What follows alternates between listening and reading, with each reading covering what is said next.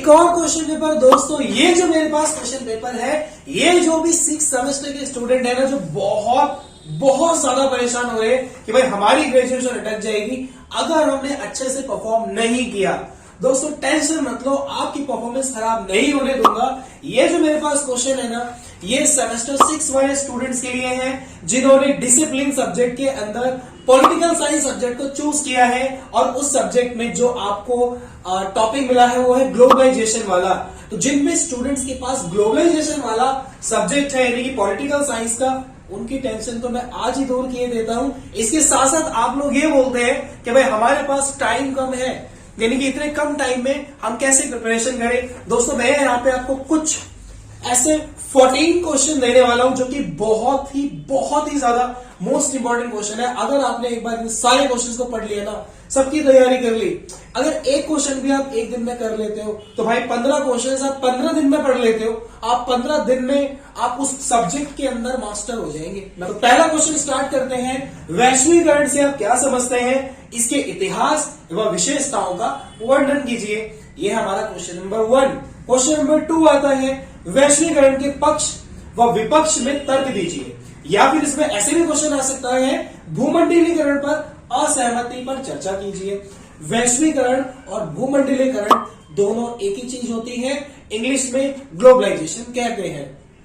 अब question number 3, वैश्वीकरण के आर्थिक, राजनीतिक, तकनीकी और सांस्कृतिक आयामों को समझाइए। यानी कि वैश्वीकरण कितने प्रकार का होता है वो समझाइए। तो 4 प्रकार हैं, चारों को आपको अच्छे से पढ़ लेना है, तभी प्रिपरेशन आपकी हो पाएगी।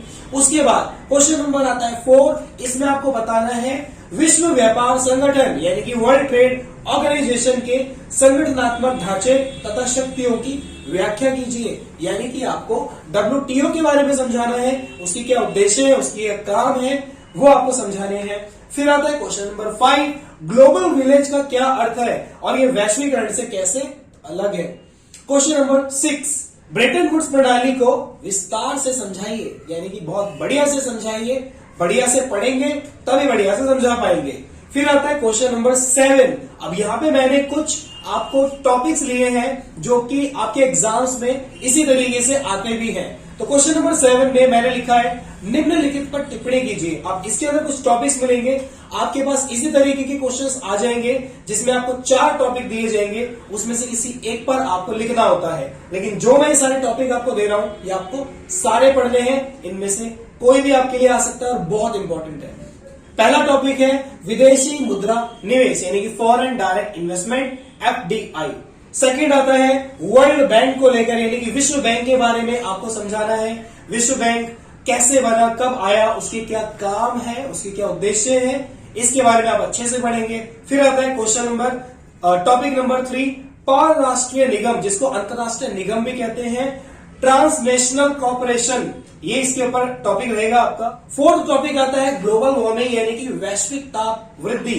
हिंदी में वैश्विक ताप वृद्धि या हिंदी में ही ग्लोबल वार्मिंग कैसे भी लिख के आ सकता है, कंफ्यूज नहीं होना है। फिर आता है जैव विविधता, इसके ऊपर भी कई बार क्वेश्चन आता है, ये भी इंपॉर्टेंट है। तो ये तो रहे क्वेश्चन नंबर 7 के अंदर। अब बात करते हैं क्वेश्चन नंबर 8। क्वेश्चन नंबर 8 आता है अंतरराष्ट्रीय आतंकवाद क्या है और इसके कारणों की चर्चा कीजिए। अब आप कहेंगे कि यार हम पढ़ेंगे कहां से, ये सारी चीजें आपको देखो आपके जो बुक है, क्योंकि अब तो बुक भी अवेलेबल हो गई है तो उसमें भी आपको ये सारे टॉपिक्स मिल जाएंगे। बाकी मैं भी कोशिश करूंगा कि इसमें मैं आपकी क्या हेल्प कर सकता हूं। बने रहना चैनल पे, कुछ ना कुछ आपको बहुत इंपॉर्टेंट मिलने वाला है, सरप्राइज है। अब आता है क्वेश्चन नंबर 8, 9/11 की घटना को समझाइए तथा इसके बाद आतंकवाद के प्रति वैश्विक प्रतिक्रिया को भी समझाइए। ये 9/11 वाला तो आपने पहले भी पढ़ा होगा, 12th क्लास के अंदर भी आया था आपकी पॉलिटिकल साइंस में ही, जिसमें आपने ये पढ़ा होगा कि अमेरिका के ऊपर जो ट्विन टावर है मतलब उसके ऊपर हवाई जहाज से हमला कर दिया गया था। ये मैं आपको क्वेश्चन बता भी दूंगा, इसको समझा भी दूंगा, कोई बात नहीं, बहुत इजी क्वेश्चन है बाय द वे।